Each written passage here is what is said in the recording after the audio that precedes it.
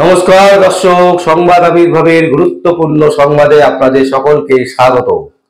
আমরা অভিজিৎ গাঙ্গুলি মাননীয় প্রাক্তন বিচারপতির কোর্ট বয়কট দেখেছিলাম, যে সেখানকার আইনজীবীরা, কলকাতা হাইকোর্টের যারা আইনজীবী, যারা একত্রিত হয়ে মাননীয় প্রাক্তন বিচারপতি অভিজিৎ গাঙ্গুলির কোর্ট বয়কট করেছিলেন। ঠিক সেই রকমই আমরা দেখলাম বিচারপতি সোমা চক্রবর্তী, তার ওপর বয়কট শুধু নয়, তার ওপর রীতিমতো আক্রমণ চলল। বিচারপতিকে আক্রমণ, আইনজীবীদের। অসুস্থ মহিলা বিচারপতি সোমা চক্রবর্তী হাসপাতালে ভর্তি। উত্তর 24 পরগনার বনগাঁ মহকুমার আদালতে এই ঘটনা ঘটেছে। কি ঘটেছে দর্শক, আপনাদের সামনে পরিষ্কার করে বলি।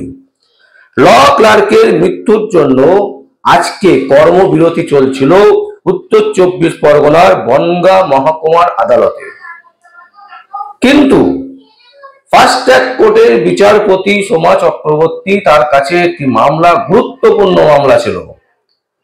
তিনি সেই কর্মবিরতিতে অংশগ্রহণ না করে তিনি কিন্তু তার বিচার প্রক্রিয়া চালাচ্ছিলেন। এইখানেই নাকি তার অপরাধ, যে তিনি আজকে কর্মবিরতি চলছে, তারপরেও তিনি কেন বিচার ব্যবস্থাকে, কর্মবিরতিটাকে উপেক্ষা করে তিনি শুনছেন, তিনি বিচার করছেন। এজলাসে বসে বসে তিনি বিচার ব্যবস্থা চালিয়ে যাচ্ছেন, বিচার ব্যবস্থার যে প্রক্রিয়া, সেই প্রক্রিয়াকে চালিয়ে যাচ্ছেন। কেন? এর প্রতিবাদে বেশ কিছু আইনজীবী, যারা এই প্রক্রিয়াটাকে চালাচ্ছেন, ল ক্লার্কের মৃত্যুর জন্য কর্মবিরতি করছিলেন যে সমস্ত আইনজীবীরা, তারা রীতিমতো তার এজলাসে গিয়ে ঝাঁপিয়ে পড়েন। হইচই, একেবারে চিৎকার চেঁচামেচি, যে কেন আপনি বিচার ব্যবস্থাকে এইভাবে এগিয়ে নিয়ে যাবেন, যেখানে আজকে কর্মবিরতি চলছে, আপনি কেন বিচার প্রক্রিয়াকে চালাচ্ছেন আপনার এজলাসে? এটা হতে দেওয়া যায় না। এই বলে নানান রকমের চিৎকার চেঁচামেচির পর, আপনারা জানেন দর্শক যে এখন কি ধরনের গরম পড়েছে, এবং এই গরমে সাধারণ মানুষের অবস্থা একেবারে নাজেহাল। তার মধ্যে এতগুলো আইনজীবী একেবারে ঢুকে পড়েছে এজলাসে, ঢুকে চিৎকার চেঁচামেচি হইচই করছে, যার ফলে মহকুমার আদালতের ফাস্ট ট্র্যাকের বিচারপতি সোমা চক্রবর্তী অসুস্থ হয়ে পড়েন, এবং অসুস্থ হয়ে পড়ার পরেই তাকে সঙ্গে সঙ্গে উত্তর 24 পরগনা মহকুমার যে হাসপাতাল, সেখানে ভর্তি করানো হয়। এবং তিনি অভিযোগ করেন যে শুধু চিৎকার চেঁচামেচি নয়, তাকে ধাক্কা দেওয়া হয়েছে পর্যন্ত। দর্শক, আমরা বলছি যে ফাস্ট ট্র্যাক কোর্টের বিচারপতি, তিনি কোর্ট বয়কট করবেন কিনা, তিনি কর্মবিরতিতে অংশগ্রহণ করবে না, করবে কি করবে না, সেটা কি বার অ্যাসোসিয়েশন ঠিক করবে? আমরা জানি না।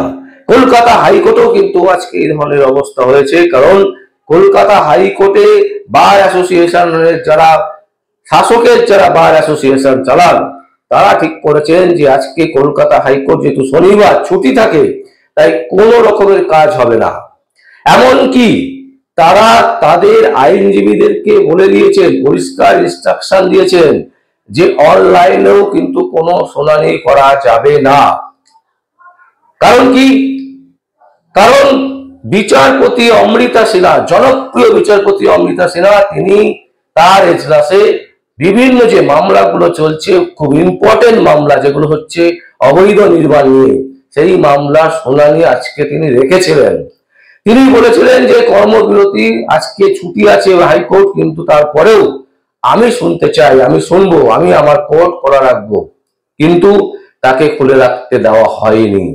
এমনকি সরকার পক্ষের যারা আইনজীবীরা আছেন, তারা তাদের যে আইনজীবী মহল, তাদেরকে বলে রেখেছিলেন যে কোন রকম অনলাইনেও যাতে কোন রকম পার্টিসিপেট তারা না করে। এই ধরনের ফরম্যাট একেবারে জারি করে দিয়েছে কলকাতা হাইকোর্ট সহ সারা বাংলার বিভিন্ন যে কোর্ট চত্বর, কোর্টের মধ্যে এই অরাজকতাই কিন্তু চলছে। আমরা মানছি যে ছুটি আছে, আজকে ছুটির দিনে কেন হিয়ারিং হবে, কিন্তু যদি কোনো গুরুত্বপূর্ণ শুনানি থাকে, তাহলে সেই শুনানি করতে বাধা কোথায়? আজকে যদি সমস্ত সারা ভারতবর্ষের সমস্ত ডাক্তার যদি কর্মবিরতিতে অংশগ্রহণ করেন এবং যে লয়াররা, যে আইনজীবীরা তারা মনে করছেন যে কর্মবিরতির দিন কোনো কাজ করবেন না, যদি সেই ডাক্তারগুলো কাজ না করেন, ভারতবর্ষে ধরে নিন একটা দিন যে দিনে কোনো ডাক্তার কাজ করবেন না বলে তারা ডিক্লেয়ার করেছেন, আর সেই দিনে কলকাতা হাইকোর্টেরই এই রাজ্য সরকারের যারা আইনজীবীরা আছেন তাদের বাড়ির কোনো মা, বউ, বোনের যদি শরীর খারাপ হয় এবং তিনি যখন হাসপাতালে যাবেন, ডাক্তাররা দেখবেন কিন্তু তার চিকিৎসা করাবেন না, তখন কেমন হবে? কর্মবিরতি মানে এরকম নয়।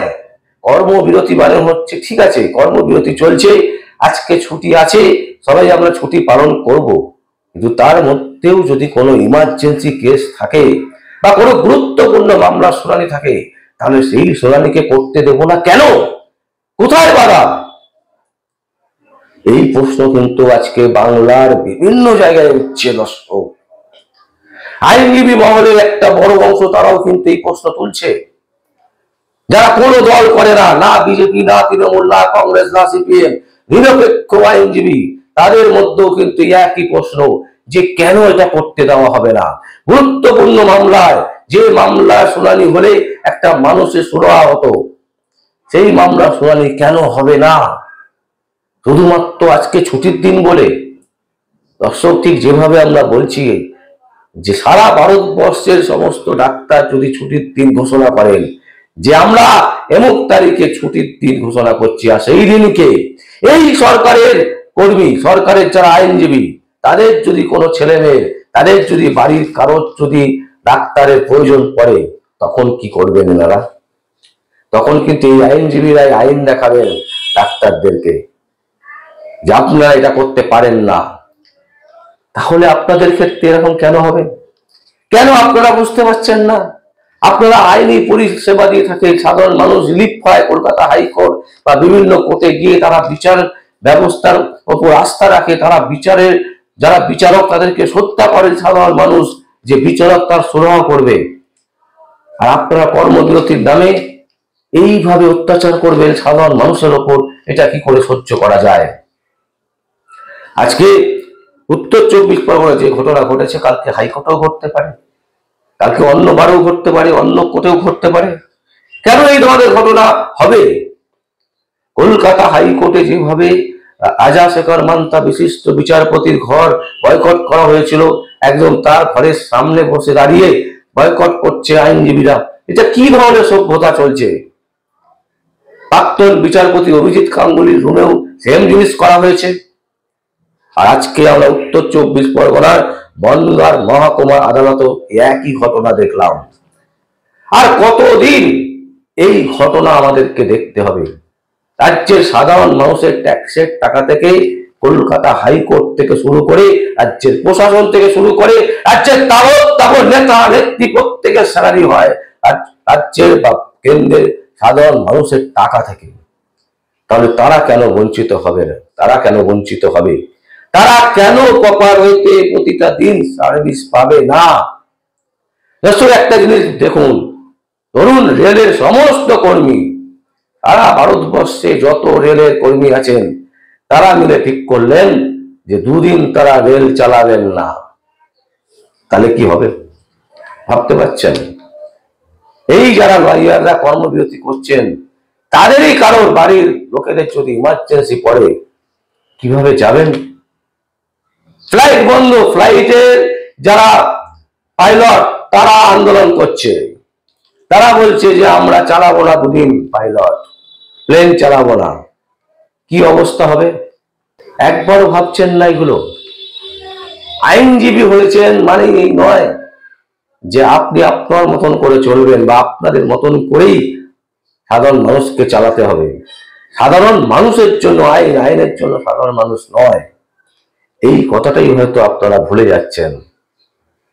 দর্শক, আমরা আজকের এই গুরুত্বপূর্ণ সংবাদ তুলে ধরলাম আপনাদের কাছে, তার একটাই কারণ যে যেভাবে আইনি ব্যবস্থাটাকে ভেঙে ফেলার একটা চক্রান্ত চলছে, ভেঙে ফেলার একটা পরিকল্পনা চলছে, এটাকে কিন্তু রুখে দাঁড়াতে হবে।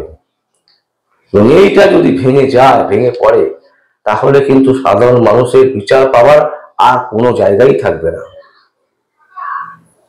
দর্শক, আপনাদের সামনে আমরা এই সংবাদ তুলে ধরলাম। যদি আপনাদের কোনো বক্তব্য থাকে বা কোনো কমেন্টস থাকে, আপনারা অবশ্যই আমাদের কমেন্ট বক্সে কমেন্ট করবেন।